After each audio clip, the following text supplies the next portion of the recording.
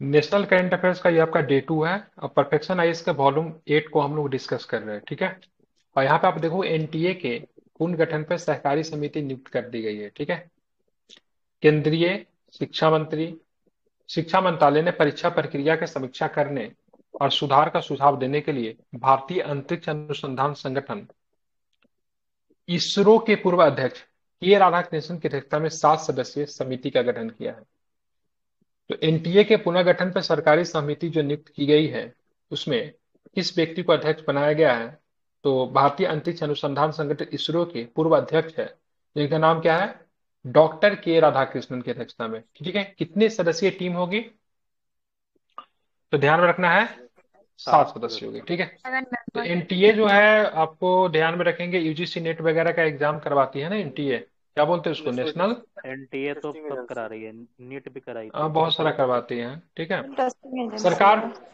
हाँ ठीक है, सरकार ने ये कदम स्नातक राष्ट्रीय पात्रता सह प्रवेश परीक्षा नीट परीक्षा 2024 के पेपर लीक के विवाद और नेट यूजीसी परीक्षा स्थगित के बाद ये उठाया है, ठीक है। इसके लिए एनटीए की जो अध्यक्षता जो कर रहे हैं, कौन कर रहे हैं? तो राधाकृष्णन साहब कर रहे हैं, ठीक है।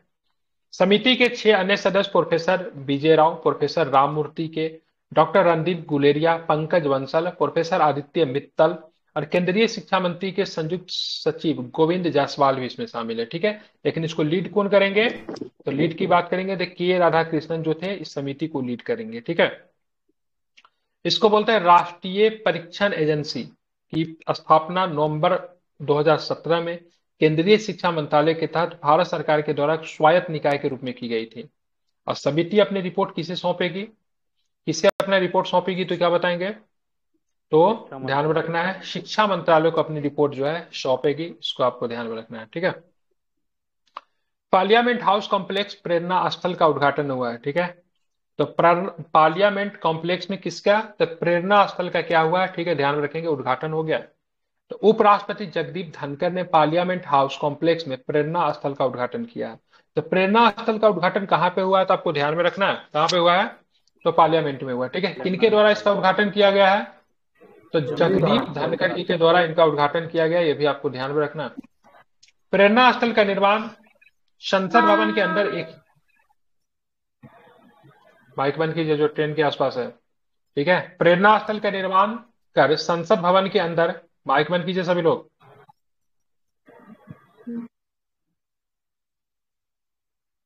ठीक है। तो प्रेरणा स्थल का निर्माण कर संसद भवन के अंदर एक ही स्थान पर राष्ट्रीय विभूति एवं स्वतंत्रता सेनानी की मूर्तियां स्थापित की गई, ठीक है। तो प्रेरणा स्थल जो है ना, उसे संसद भवन में है। वहां पे जो राष्ट्रीय विभूति जो है या फिर जो फ्रीडम फाइटर्स है, उनकी मूर्तियां वहां पर स्थापित की गई है। पहले ये मूर्तियां कहाँ पे थी? ये पहली मूर्तियां संसद के परिसर के भिन्न भिन्न स्थानों पर लगी हुई थी। लेकिन जब प्रेरणा स्थल बन जाने के बाद सारे को मतलब क्या किया गया है? तो एक ही जगह पे स्थापित कर दिया गया है, ठीक है। तो संसद भवन के अंदर ही है। इसका उद्घाटन किसके द्वारा किया गया? तो राष्ट्रपति जगदीप धनखड़ के द्वारा, ठीक है। सॉरी, उपराष्ट्रपति, नॉट राष्ट्रपति।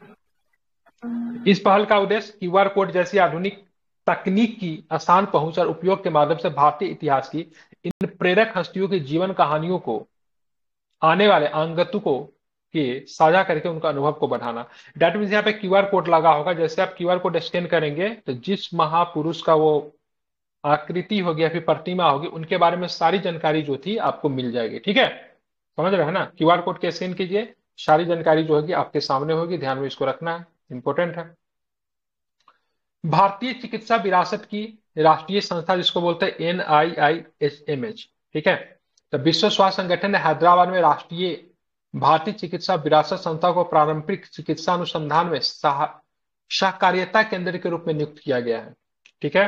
तो विश्व स्वास्थ्य संगठन ने किसे नियुक्त किया है? तो हैदराबाद राष्ट्रीय भारतीय चिकित्सा विरासत संस्था को नियुक्त किया सहायक के तौर पे, जिसको हम लोग क्या बोलते हैं? NIIHM कहते हैं, MH कहते हैं, ठीक है। CCRS NIIMH ने विश्व स्वास्थ्य संगठन के तीसरे सहकार्यकर्ता केंद्र के रूप में कार्य करना आरंभ किया है। यह संस्था पारंपरिक चिकित्सा पद्धति के क्षेत्र में काम करेगी। इससे पहले institute for teaching and research in Ayurveda Jamnagar तथा Morarji Desai national institute of yoga नई दिल्ली को सहायता केंद्र के रूप में कार्य करने की जिम्मेदारी सौंपी जा चुकी है, ठीक है। तो ये तीसरी संस्था है, इनका नाम क्या है? भारतीय चिकित्सा विरासत की राष्ट्रीय संस्था है ये। इससे पहले की बात की इस मतलब WHO के साथ इससे पहले कौन काम कर चुका है?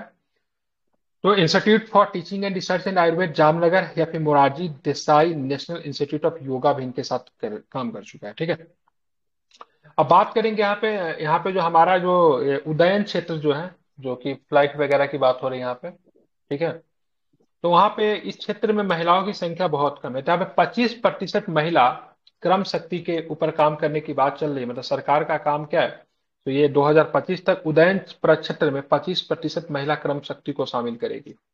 नागरिक उड्डयन के महानिदेशक ने एक एडवाइजरी के अनुसार 2025 तक उड्डयन क्षेत्र में महिलाओं की सहभागिता को बढ़ाकर 25% तक करना है। इसका उद्देश्य लिंग आधारित रूढ़ियों को तोड़ना तथा महिलाओं के सशक्तिकरण को बढ़ावा देना। ठीक है। मतलब जेंडर बेस्ड जो बहुत सारा जो कंजर्वेटिव चीजें जो है उसको खत्म करके वोमेन एम्पावरमेंट को क्या करना है? बढ़ावा देना है। वर्तमान में भारत में उड्डयन प्रक्षेत्र में विभिन्न पदों पर महिलाओं की संख्या 5 से 14% के आसपास है। ठीक है। इसमें से भी सबसे अधिक 14% पायलट कैटेगरी में महिलाओं का योगदान है। ठीक है। मतलब वुमेन पायलट है, 14% की बात करेंगे पायलट कैटेगरी में महिलाओं का योगदान है। कंप्रेस्ड बायोगैस उत्पादन में बताइए, मतलब महिला को बहुत ही गाड़ी ठीक से नहीं चलाती है, मतलब है 14% प्लेन चलाने के लिए उनको जिम्मा सौंपा गया, समझ रहे हैं ना? ठीक है। कंप्रेस्ड बायोगैस उत्पादन में उत्तर प्रदेश अग्रणी है। ठीक है। तो कंप्रेस्ड बायोगैस के उत्पादन में कौन सा राज्य अग्रणी है? तो क्या बताएंगे? उत्तर प्रदेश। विज्ञान एवं पर्यावरण केंद्र की रिपोर्ट के अनुसार भारत में कंप्रेस्ड बायोगैस उत्पादन में उत्तर प्रदेश मतलब क्या अग्रणी है। रिपोर्ट के अनुसार भारत में कुल कंप्रेस्ड बायोगैस जिसको बोलते हैं सीबीजी उत्पादन में 24% केवल उत्तर प्रदेश से प्राप्त होता है। ठीक है। तो कंप्रेस्ड बायोगैस के उत्पादन में कौन सा राज्य अग्रणी है? तो क्या बताएंगे? उत्तर प्रदेश सबका अग्रणी है, और 24% कंप्रेस्ड बायोगैस के उत्पादन में उत्तर प्रदेश का योगदान है। मुजफ्फरनगर में आयोजित एक संगोष्ठी में इस आशय पर विज्ञान एवं पर्यावरण केंद्र तथा उत्तर प्रदेश नवीन एवं नवीकरणीय ऊर्जा विकास एजेंसी के द्वारा रिपोर्ट जारी किया गया। यह संगोष्ठी अपशिष्ट प्रबंधन को सुधारने, स्थानीय स्वच्छ ऊर्जा समाधान तलाशने तथा कंप्रेस्ड नेचुरल गैस जिसको सीएनजी कहते हैं कि आयातों पर निर्भरता को कम करने के लिए आयोजित किया गया। तो हमको इतना नहीं ध्यान में रखना, हमको ध्यान में रखना है कंप्रेस्ड बायोगैस के उत्पादन में उत्तर प्रदेश मतलब क्या अग्रणी है। ध्यान रखना है 24% उत्तर प्रदेश का क्या है? योगदान है। रिपीट जब करूंगा तो यही पूछूंगा। खादी प्राकृतिक पेंट को मिला भारतीय मानक प्रमाण पत्र मिल गया। ठीक है। तो खादी प्राकृतिक पेंट को क्या मिला है? तो भारतीय मानक प्रमाण पत्र मिल गया है। ठीक है। किससे मिला है? तो राष्ट्रीय प्रशिक्षण प्रयोगशाला से यह प्रमाणन मिला है। खादी नेचुरल इमल्सन एवं डिस्पेंटर पेंट को भारतीय मानकों के अनुरूप होने के लिए प्रमाणीकृत किया गया। यह प्रमाणन राष्ट्रीय प्रशिक्षण प्रयोगशाला के द्वारा दिया गया, जो सरकारी गुणवत्ता, ठीक है, आश, आश्वस्त है। ठीक है। आश्वस्त है। प्रयोगशाला में अनेक प्रशिक्षण किए ताकि यह सुनिश्चित किया जा सके कि इमल्सन पेंट भारतीय मानक ब्यूरो 15489, ठीक है, 2013 मानकों के अनुरूप है। ठीक है। भारत में विश्व का चौथा विशालतम रेल नेटवर्क है। ठीक है। तो चौथा तो हम लोग कब से ही है। तो भारत जो है दुनिया का, ठीक है, फोर्थ लार्जेस्ट रेल नेटवर्क है, वो भारत है। आपको भारतीय रेल विश्व की चौथा विशालतम रेल नेटवर्क है। पहले नंबर पे कौन है? तो पहले नंबर पे अभी भी अमेरिका है। दूसरे की बात करेंगे तो दूसरे पे चीन है, और तीसरे पे आपको रूस है। ठीक है। चौथा पे आपको भारत मिलता है। भारतीय रेल नेटवर्क में 7,000 रेलवे स्टेशन तथा 13,000 से अधिक यात्री ट्रेन शामिल है। मतलब हमारे यहाँ 7,000 रेलवे स्टेशन है और 13,000 से अधिक हमारे पास यात्री ट्रेन है। भारतीय रेलवे का प्रतिदिन उपयोग करने वाले व्यक्तियों की संख्या ऑस्ट्रेलिया की जनसंख्या का बराबर है। 3 करोड़ व्यक्ति भारतीय दिन, ठीक है, 3 करोड़ भारतीय की बात करेंगे तो प्रतिदिन रेल सेवा का उपयोग करते हैं। इनमें से आई थिंक 40 लाख के आसपास जो है सो WT होता है। ठीक है। तो ये भी एक डाटा निकल कर आया था, 40 लाख के आसपास की 20 लाख के आसपास ऐसे ही कुछ था। 3 करोड़ में से जो है तो बिना टिकट ही यात्रा करते हैं। ठीक है। आप में से सभी लोग हैं ना, या तो मैं भी, मैं तो अभी भी कभी कभी कर लेता हूँ। ठीक है। मतलब लोकल में मैं इसलिए करता हूँ ना, जैसे कभी कभी ना जल्दीबाजी में रहते हैं और पता चला से मतलब उसे इतनी लंबी लाइन लगी हुई है ना, से मजबूरी में इंसान अभी भी, ठीक है, अभी भी वो लाइन देख के आदमी बोलता है भाई चलो बिना टिकट का ही रास्ता में होगा सो हाँ, तो देखेंगे। वो लाइन तो तो कभी ये कभी बात ये उस पर नहीं यूडीएस होगी कर सर। लीजिए, यूडीएस यूपीएस अरे से यूटीएस में भी वही समस्या है, कभी कभी जल्दीबाजी में रहेंगे ना, यूटीएस में भी काफी लंबा है। यूटीएस हमको तो लगता है रेलवे स्टेशन पे ना मुश्किल से है। यूटीएस आप देखोगे तो रेयर ही बहुत मतलब रेयर काम है। करता है, बहुत खराब ही रहता है वही वो। तो यहाँ पे देखिए, काउंटर हाँ बिल्कुल, तो थोड़ा सा इशू जो है ना, इससे थोड़ा सा बहुत लोगों के पास सब कुछ होते हुए भी, ठीक है, जैसे कि से अभी आप लाख पैसा खर्चा कर लीजिए, आप चाहेंगे नॉर्मल टिकट आपको दिल्ली से अभी बिहार आने के लिए मिल जाए, एसी वगैरह मिल जाता, आपको नहीं मिलेगा, मतलब पैसा रहते हुए भी आप चाहे अच्छा सवारी रेलवे से मिल जाए तो मुश्किल है। तो थोड़ा सा सरकार की भी एजेंसी की भी थोड़ा दिक्कत है। बाकी तो यहाँ पे तो किसी अन्य देश में ये समस्या WT वाला नहीं मिलेगा, लेकिन भारत में है, ठीक है। हालांकि 3 करोड़ प्रतिदिन लोग जो है, ध्यान में रखिएगा, यहाँ पे यात्रा करते हैं, जो कि ऑस्ट्रेलिया के जनसंख्या से अधिक है, क्योंकि ऑस्ट्रेलिया की जनसंख्या लगभग 3 करोड़ के आसपास ही है, उससे अधिक ही है। तो इंडियन रेलवे की बात करेंगे चौथा नंबर पे। विश्व के सबसे ऊंचे पुल पर ट्रायल शुरू हुआ था, विश्व के सबसे ऊंचे रेल पुल पर मतलब क्या ट्रायल हुआ। जम्मू कश्मीर में बात के जम्मू कश्मीर स्थित विश्व के सबसे ऊंचे रेलवे पुल, इसका नाम है चिनाब रेलवे पुल। चिनाब रेलवे पुल पर एक ट्रायल शुरू किया गया। यह रेलवे पुल जम्मू कश्मीर के जम्मू डिवीजन के रईसी जिले के बक्कल एवं कौरी के मध्य स्थित है। ये बड़ा इंपॉर्टेंट हो जाएगा, ठीक है। तो विश्व के सबसे ऊंची रेलवे पुल का नाम क्या है, क्या नाम है इसका, चिनाब चुनाव रेलवे रेलवे पुल। क्या पुल। नाम है इसका, चिनाब रेलवे पुल, ठीक है, सबसे ऊंचा है। कहाँ पे है, तो जम्मू कश्मीर के जम्मू डिवीजन में रईसी जिले में पड़ता है, बक्कल एवं कौरी के मध्य स्थित है, ठीक है। इस महत्वाकांक्षी परियोजना पे कोंकण रेलवे कारपोरेशन लिमिटेड द्वारा कार्य किया गया है। कोंकण रेलवे जो कि इस तरह का प्रोजेक्ट पे काम करती है, क्योंकि कोंकण रेलवे जो है वो बहुत ही मतलब खतरनाक लोकेशन पे इन लोगों ने बहुत बढ़िया बना रखा है, ठीक है। कोंकण रेलवे का बात करेंगे तो इसको आई थिंक, इसको उसमें भी यूनेस्को वगैरह में भी सब शामिल है ना कोंकण रेलवे। हाँ सर है। और इसकी लंबाई वगैरह पूछ देती है कोंकण रेलवे की, तो आप लोग याद कीजिएगा, ठीक है। इस परियोजना की अनुमानित लागत 1486 करोड़ रुपए है। चिनाब नदी पे बना हुआ 1351 मीटर की बात करेंगे ना, इसकी ऊंची है, मतलब समझ 1351 मीटर, ज्यादा नहीं होगा 1351 मीटर। लंबाई है सर। अच्छा पुल की लंबाई है, अच्छा हमको लगा ऊंचाई है अब तो आसमान में तो चला ज्यादा ही जाएगा। ऊपर चला जाए, वही तो बोल रहे हैं, ठीक है। मतलब चिनाब नदी पे बने इस पुल की लंबाई 1300 से कम, हम ना नीचे से सोच रहे थे ना, अरे इतना हाइट पे रहेगा तो बड़ा दिक्कत है, ठीक है, सांस उस कैसे लेंगे आदमी। तो 1351 मीटर जो है इसकी कुल, ठीक है, ध्यान में रखना है, लंबाई है, ठीक है। हाँ, इस पुल को इस प्रकार डिजाइन किया कि इसका जीवन काल मात्र 120 वर्षों का है, ठीक है, मतलब 120 वर्षों तक चल जाएगी, ठीक है, ध्यान में रखना है। समझ गए, तो किस नदी पे बनी है, चिनाब नदी पे बनी हुई है, चुनाव इसीलिए चिनाब रेलवे नाम ही है इसका, ठीक है, ध्यान में रखना है। रईसी जिले में पड़ता है, बक्कल एवं कौरी के बीच में है। कोंकण रेलवे कारपोरेशन लिमिटेड ने इस महत्वाकांक्षी परियोजना पे काम कर रही है, ठीक है। अनुमानित लागत की बात की 1486 करोड़ रुपए है, ठीक है। इसकी लंबाई की बात करेंगे तो 1315 मीटर इसकी लंबाई है। जीवन काल की बात करेंगे 120 वर्षों का है, ठीक है। देश की सबसे छोटी बुलेट प्रूफ जैकेट कानपुर में बन गई है, ठीक है। तो आत्मनिर्भर भारत मिशन के तहत कानपुर में देश की सबसे छोटी और हल्की बुलेट प्रूफ जैकेट बनी है, ठीक है। यह लेवल 5 स्टैंडर्ड की जैकेट है, इसे पुलिस एवं पैरा मिलिट्री, मिलिट्री का मिलिट्री लिखे हुआ है, फोर्स के अधिकारियों को सुरक्षा है तो विशेष रूप से डिजाइन किया गया है। जैकेट को कानपुर में मौजूद DRDO के रक्षा सामग्री और भंडार अनुसंधान और विकास प्रतिष्ठान ने तैयार किया है। जैसे TBRL चंडीगढ़ की में टेस्टिंग की गई है, ठीक है, जैकेट की TBRL चंडीगढ़ में इसकी टेस्टिंग की गई है, ठीक है। परीक्षण परीक्षण में पॉलीमर बैंकिंग बेकिंग होता है ना, और बैकिंग होता है सर। मोनोलिथिक बैकिंग, ठीक है, polymer polymer banking backing and होगा, मोनोलिथिक। ठीक है। अब मोनोलिथिक सिरेमिक प्लेट से तैयार की यस। गई जैकेट को 6 स्पाइनर गोलियों भी भेद नहीं सकेगी, ठीक है, और 6 स्पाइनर गोली भी इसको नहीं भेद सकती है, ध्यान रखिएगा, ठीक है। किसके द्वारा बनाया गया था, पॉलीमर बैकिंग है, और साथ में DRDO। मोनोलिथिक सिरेमिक प्लेट, ठीक है।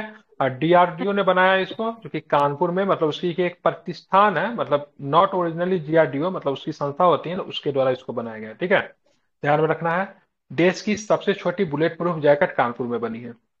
छत्तीसगढ़ में मिला हीरे के भंडार, अच्छा, छत्तीसगढ़ के कहां पे, तो जसपुर के एक गांव टुनेला में हीरे का भंडार मिले, कहां पे, टुनेला, क्या नाम है, टुनेला में हीरे के भंडार मिले हैं। विश्व स्तरीय गुणवत्ता वाले हीरे राज्य के गरियाबंद जिले के पलाई खंड में स्थित, ठीक है, बरियाडीह से प्राप्त हुआ है। ठीक है, तो गांव का नाम पूछ सकता है आपको, तो गांव का नाम क्या है? गरियाबंद जिले। ठीक है, गरियाबंद जिला का नाम है, पयाली खंड प्रखंड का नाम है, और बरहाडीह की बात करेंगे गांव का नाम है। क्या मिला यहाँ से? तो यहाँ से मिला है, क्या मिला है, ध्यान में रखेंगे। ठीक है, हीरे का भंडार। हीरे का भंडार मिला है। श्रीलंका ने समुद्री बचाव समन्वय केंद्र स्थापित किया है। भारत एवं श्रीलंका ने सुरक्षा संबंधों को और सुदृढ़ करने करने के लिए, अच्छा, सुदृढ़ करने के लिए, दो बार करने के लिए श्रीलंका में समुद्री बचाव समन्वय केंद्र स्थापित किया है। इस पहल का लक्ष्य दोनों देशों के बीच सुरक्षा सहयोग को बढ़ावा देना। ये भारत द्वारा दिए गए $6 मिलियन के अनुदान से बना है। ठीक है, भारत ने उसको $6 मिलियन दिए, तो श्रीलंका में समुद्री बचाव समन्वय केंद्र स्थापित किया गया है। ठीक है, जो कि भारत की मदद से ही हो रहा है। श्रीलंका के राष्ट्रपति विक्रम सिंघे और भारतीय विदेश मंत्री एस जयशंकर ने श्रीलंका में समुद्री बचाव समन्वय केंद्र की पट्टिका का डिजिटल माध्यम से अनावरण किया और औपचारिक तौर पर केंद्र की शुरुआत की। इस समुद्री बचाव समन्वय केंद्र में कोलंबो स्थित नौसेना मुख्यालय में एक केंद्र, हम्बन टोटा में एक उप केंद्र, हम्बन टोटा बंदरगाह इंपॉर्टेंट जगह है, ठीक है, तथा गैले की बात करें, गैले नहीं होता गाले होता है, ठीक है, अरुगम्बे, बट्टी कलोबा, तिरको माली, कल्लारवा, पॉइंट पेड्रो और मोनिकुलम में मानव रहित प्रतिष्ठान भी स्थापित किए गए हैं। ये हम्बन टोटा बंदरगाह है ना, श्रीलंका ने 99 साल के लिए लीज पे दे दिया था। किसको दे दिया था? चाइना चाइना को। को। चाइना को दे दिया है। ठीक है, हम्बन टोटा से कभी कभी प्रश्न पूछ लिया जाता है। भारतीय मानक ब्यूरो द्वारा ई वाहनों के लिए 2 नए मानक लागू किए गए। ठीक है, क्या है? तो भारतीय मानक ब्यूरो के द्वारा इलेक्ट्रॉनिक वाहनों के लिए लागू किए गए 2 नए मानक का नाम है 151 85 90 224 ISI 8606/2024। ये मानक इलेक्ट्रॉनिक वाहनों की सुरक्षा को और भी क्या करेगी? बढ़ा देगी। टाइम्स ऑफ इंडिया सर्वाधिक विश्वसनीय प्रमुख समाचार मीडिया ब्रांड बन गई। क्या नाम है इसका? Times of India. ठीक है, डिजिटल समाचार रिपोर्ट 2024 के सर्वेक्षण के अनुसार टाइम्स ऑफ इंडिया को 71 विश्वास अंक ट्रस्ट स्कोर प्राप्त हुआ है। ठीक है, कितने मिले इसको ट्रस्ट स्कोर? तो ध्यान रखना 71 ट्रस्ट स्कोर जो है इसको मिले हैं, ध्यान में रखना है, काफी अधिक महत्वपूर्ण है। ठीक है, ये सबसे ट्रस्टेड हो गए। ठीक है, क्या हो गया? तो सबसे ट्रस्टेड हो गए, इसको आपको ध्यान में रखना है। यह सर्वेक्षण ऑक्सफोर्ड विश्वविद्यालय के Reuters institute of study of journalism के द्वारा किया गया। 2021-22 के सर्वेक्षणों में भी टाइम्स ऑफ इंडिया सर्वोच्च स्थान पर रहा था। ठीक है, अब आते हैं मुंबई के अंतर्राष्ट्रीय फिल्म महोत्सव। तो मुंबई अंतर्राष्ट्रीय फिल्म महोत्सव का 18वां संस्करण की बात करें, कहां पे आयोजन किया गया? मुंबई में किया गया। यहाँ पे कुछ फिल्में दिखी जाती हैं। इस फिल्म महोत्सव में गैर फीचर फिल्में तथा डॉक्यूमेंट्री, शॉर्ट फिक्शन, एनिमेशन दिखाई गई। यह महोत्सव मुंबई में, ठीक, NFT शो परिसर में आयोजित किया गया। इसके अतिरिक्त महोत्सव में संबंधित स्क्रीनिंग दिल्ली के श्री फोर्ड ऑडिटोरियम, चेन्नई के टैगोर फिल्म सेंटर, ये टैगोर फिल्म सेंटर चेन्नई में है, पुणे के NFA ऑडिटोरियम तथा कोलकाता के SRFTI ऑडिटोरियम में भी संपन्न की जाएगी। 18वां संस्करण है, बस इतना ध्यान में रखिएगा, ये कहाँ कहाँ पे हुआ इंपॉर्टेंट नहीं है। 2024 में इस महोत्सव का आरंभ नेशनल ज्योग्राफिकल की documentary Billy and Molly an otter love story की स्क्रीनिंग के साथ हुआ था। 2024 में इस महोत्सव का शुभारंभ नेशनल ज्योग्राफिकल की डॉक्यूमेंट्री किसके साथ हुआ है? बिली एक Molly an otter love story के स्क्रीनिंग से साथ हुआ है। आयोजकों ने इस महोत्सव के लिए 38 देशों, बिली एन होगा ना, हाँ वो गलत लिखा, बिली एंड मॉली होगा। ठीक है, इस महोत्सव के लिए 38 देशों के साथ 65 भाषाओं में, ठीक है, ध्यान रखें, 1018 फिल्में जो थी प्राप्त होती है। ठीक है, तो बिली एंड मॉली से शुरुआत हुई है, 18वां था मुंबई में अंतर्राष्ट्रीय फिल्म महोत्सव, ये आपको ध्यान में रखना है। उड़ान नामक ड्रोन एक्सेलरेशन प्रोग्राम शुरू हुआ। ठीक है, तो उड़ान नामक ड्रोन एक्सेलरेशन प्रोग्राम की बात करेंगे, शुरू किया गया। कहाँ पे किया जाता है इस पे बेचारा हम लोग बात करते हैं, तो ध्यान में रखोगे। IIT कानपुर ने DFI तथा UAV के लिए सेंटर ऑफ एक्सीलेंस के साथ मिलकर उड़ान नामक एक ड्रोन स्टार्टअप एक्सीलरेशन प्रोग्राम का शुभारंभ किया है। इस कार्यक्रम का उद्देश्य क्या? उभरते हुए ड्रोन उद्यमों को आधुनिकतम सुविधाएं, विशेषज्ञों द्वारा मार्गदर्शन, वित्तीय सहयोग तथा आवश्यकता अनुरूपम व्यवसाय के लिए विकास हेतु मार्गदर्शन तक पहुंच को सुलभ करना। इन प्रयासों से व्यवसाय विकास त्वरित गति से होगा, मतलब स्पीडी होगा। ठीक है, इस कार्यक्रम में रणनीतिक उत्पाद तथा व्यवसाय विकास संबंधित सहायता, बाजार विश्लेषण, ग्राहकों का लक्ष्यीकरण, गठबंधन निर्माण और वृद्धि योजना का विकास भी शामिल है। ठीक है, तो उड़ान नामक ड्रोन एक्सेलरेशन। ठीक है, तो ये आपको ध्यान में रखना है, उड़ान का संबंध किससे है? तो ड्रोन एक्सेलरेशन प्रोग्राम से। ठीक है, तो ये आपको ध्यान में रखना इंपॉर्टेंट है।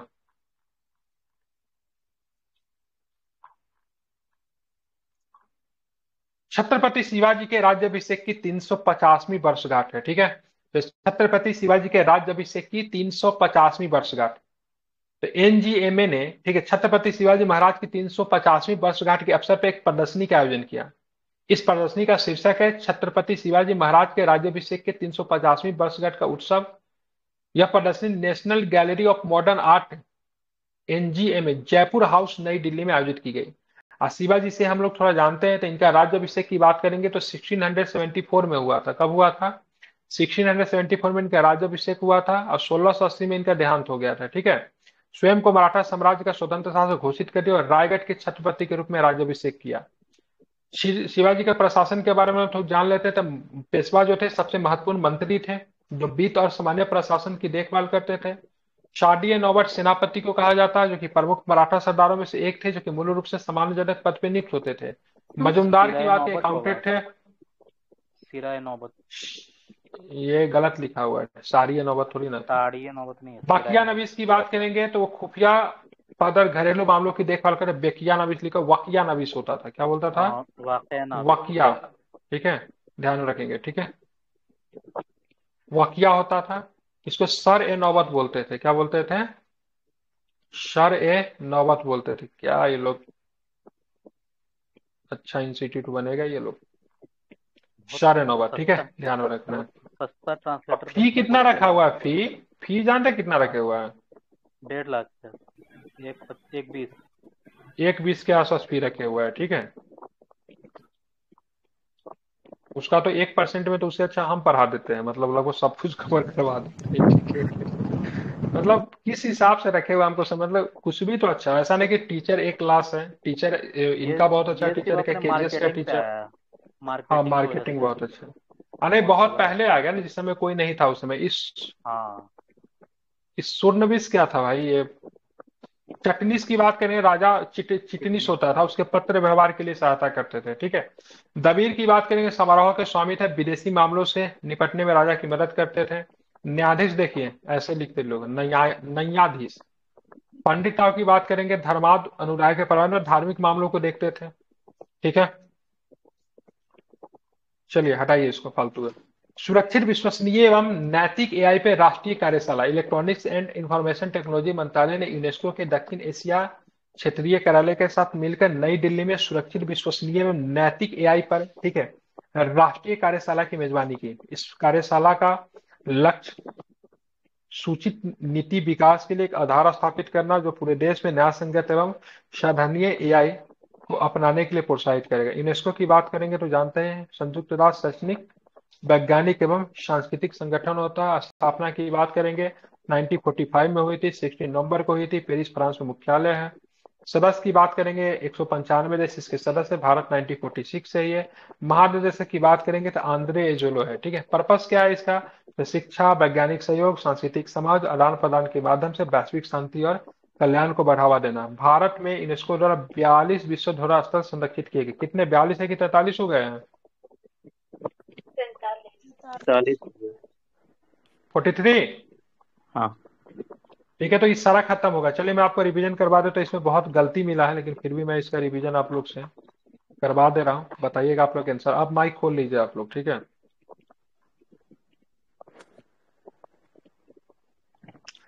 एनटीए जो बनी हो, कितनी सदस्यीय टीम है एनटीए में?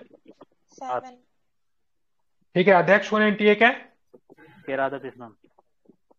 बिल्कुल ठीक है। दो पेपर लिखी हुई है, एक नीट की पेपर लिखी हुई है, एक नेट की पेपर लिखी हुई। नीट और नेट दोनों लिख हो गया है। ठीक है, ध्यान में रखना। अब आते हैं पार्लियामेंट हाउस ऑफ कॉम्प्लेक्स में प्रेरणा स्थल का संबंध किससे है?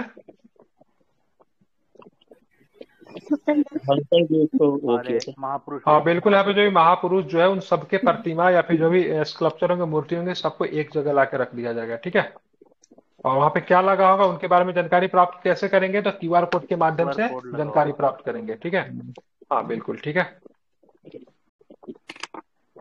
अब बात करेंगे सरकार का लक्ष्य है से 2025 तक उड्डयन प्रक्षेत्र में कितने प्रतिशत महिलाओं को वर्किंग फोर्स में लाना है उनको। 25%। 25%, ठीक है। अभी बात करें उड्डयन क्षेत्र में सबसे अधिक महिला किन क्षेत्रों में लगी हुई है, पायलट। उड्डयन में के किस क्षेत्र में, पायलट है, ठीक है। कंप्रेस्ड बायोगैस उत्पादन में उत्तर प्रदेश की बात के अग्रणी राज्य है, कितना प्रतिशत योगदान देता है उत्तर प्रदेश। 24%।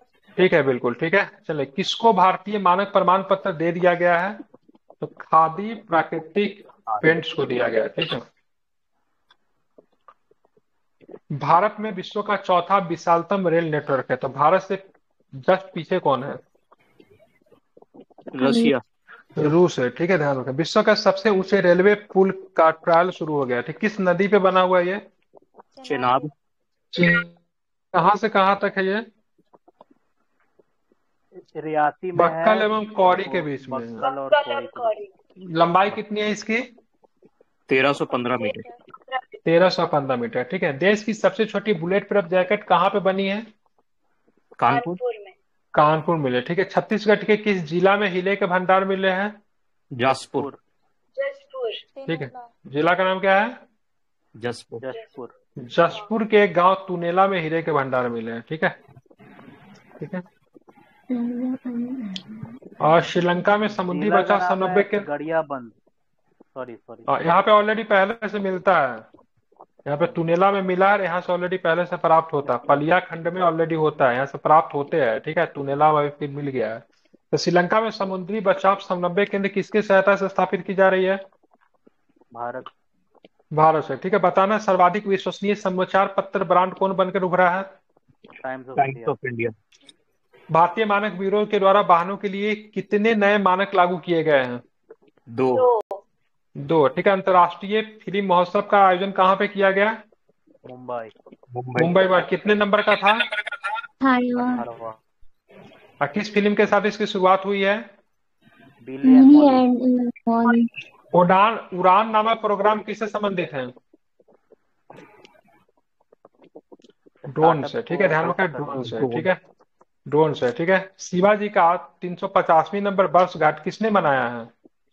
एनजीएमए। एनजीएमए ने मनाया है और एनजीएमए ने, ठीक है। जयपुर हाउस एनजीएमए नई कहाँ पे दिल्ली। आएगी आपको। ठीक जयपुर है। हाउस नई दिल्ली नई में। दिल्ली में, ठीक है बिल्कुल ठीक है। शिवाजी का राज्याभिषेक कब हुआ था। 1674। 1674। बिल्कुल। बख्तियार नवीस जो था, इनके किस प्रकार की चीजों के डायरेक्टर बख्तियार खुफिया नवीस। विभाग, इंटेलिजेंस ब्यूरो। बिल्कुल ठीक है, हाँ इंटेलिजेंस ब्यूरो। पंडित राव जो था धार्मिक कार्यों को करता था, ध्यान में रखेंगे। ठीक है, तो बाकी यही सब है। यूनेस्को की स्थापना बताइए कब हुआ था। और 16वां 1945। ठीक है। अब भारत में कितने यूनेस्को स्थल है। 43 हो गए। 43वां नंबर का कौन है। मोहितदम असम का। असम का अहोम साम्राज्य वाला नहीं। अहोम साम्राज्य, हाँ। वाला। ठीक है, इसको आप लोग ध्यान में रखिएगा।